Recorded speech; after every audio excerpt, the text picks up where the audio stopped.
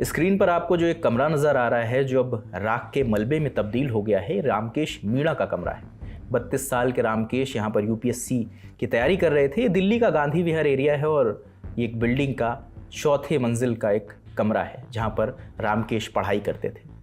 6 अक्टूबर को खबर आई कि 6 अक्टूबर की सुबह रामकेश की आग लगने से मौत हो गई है और उसी के बाद से पुलिस लगातार आसपास के सीसीटीवी फुटेज खंगाल रही थी। फॉरेंसिक टीम अपनी जांच कर रही थी और अब कुछ नए खुलासे हुए हैं इस केस में। बताया जा रहा है कि ये मौत नहीं थी, एक हत्या थी। एक सोची समझी साजिश के तहत रामकेश को मारा गया था। इसमें 3 नाम सामने आ रहे हैं। एक अमृता चौहान का, जिनकी उम्र 21 साल है, सुमित कश्यप और संदीप कुमार।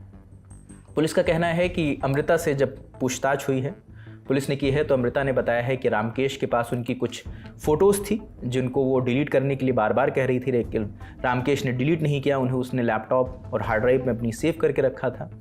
जब अमृता की बात रामकेश ने नहीं मानी तो उन्होंने ये सारी बातें अपने जो बॉयफ्रेंड रहे हैं सुमित कश्यप उन्हें बताई और उसके बाद से ये प्लानिंग की गई कि रामकेश को मारा जाएगा। और 5 अक्टूबर और 6 अक्टूबर की दरमियानी रात बताया जा रहा है, तकरीबन रात के 3 बजे ये लोग रामकेश के कमरे में जाते हैं। पहले उसका गला घोंटते हैं और कमरे में मौजूद जो भी ज्वलनशील पदार्थ थे उन्हें उसकी बॉडी पर छिड़का जाता है, आसपास कमरे में छिड़का जाता है, जो भी वहाँ पर मौजूद था, घी या जो भी उपलब्ध था। उसके बाद जो गैस सिलेंडर है उसका पाइप लाकर रामकेश के पास रखा जाता है। और जैसे कि मैंने बताया कि Sandeep Kumar LPG gas cylinder distributor है, तो उसे इस बात का अंदाज़ा था कि गैस सिलेंडर कितनी देर में फटेगा। तो उसी दौरान उसी अकॉर्डिंग वो वहाँ से बाहर निकले और जैसे कुछ दूरी पर वो पहुँचे हैं, एक ज़ोर का ब्लास्ट हुआ है, कमरे में आग लग गई है। और मतलब ये लोग ये चाहते थे कि ये मर्डर ना लगे और ये लगे कि एक्सीडेंटल वहाँ पर आग लगी है जिसकी वजह से रामकेश की मौत हुई है। इसमें एक चीज़ और पुलिस पॉइंट आउट कर रही है कि अमृता चौहान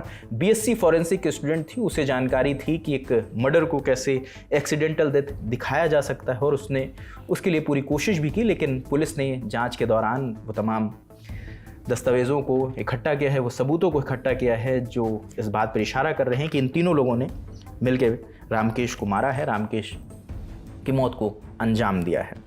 तो ये तमाम अपडेट हैं और डीसीपी नॉर्थ जो पूरे मामले को देख रहे थे, पूरी निगरानी कर रहे थे, और उन्होंने क्या अपडेट दिया है वो भी आपको सुनना चाहिए। इनिशियली देखिए 6 अक्टूबर को हमारे पास एक आग की कॉल आई थी। उसके बाद हमने गए थे, वहाँ पे पूरे घर में आग लगी हुई थी और काफी डैमेज हुआ था। तो इनिशियली उसी हिसाब से इन्वेस्टिगेशन केस रजिस्टर करके स्टार्ट किया गया। बट जैसे जैसे इन्वेस्टिगेशन आगे बढ़ी और हम लोगों ने इनके पूछताछ स्टार्ट करी कि और कौन रहता है साथ में, उस हिसाब से कि कहाँ हैं लोग, और तो उनके फैमिली मेंबर से भी बात की, तो एक सस्पिशन रेज हुआ कि it is not as what it is seen, it could be मोर।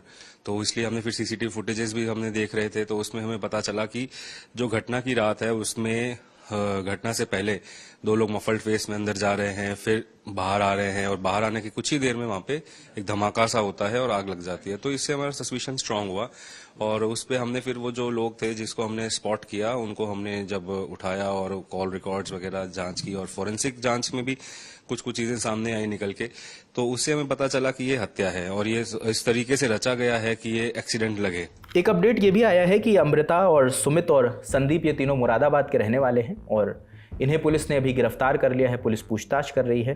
अब ये देखना होगा कि और कितनी गुत्थियां सुलझती हैं और क्या क्या नए अपडेट सामने आते हैं। जो भी अपडेट आते जाएंगे वो हम आपको बताते जाएंगे। ये सारे अपडेट जो हमने आपसे साझा किए हैं, ये जो हमारे क्राइम एडिटर हैं आज तक के अरविंद ओझा, उनके हवाले से, उनकी रिपोर्ट के हवाले से हमने सारे अपडेट आपको बताए हैं।